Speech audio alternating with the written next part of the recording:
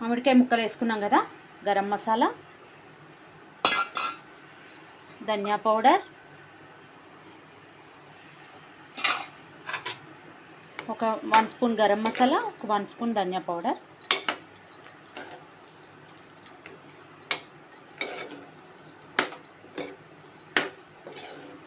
మామిడికాయ ముక్కలన్నీ ఉడికిపోవాలండి. ఒక 10 మినిట్స్లో ఉడుకుతాయి. ఇప్పుడు మూత పెట్టుకుందాం. చూడండి, పక్కన రైస్ కూడా అవుతుంది వేడివేడిగా. మామిడికాయ ముక్కలు వేసుకున్నాం కదా, గరం మసాలా, ధనియా పౌడర్,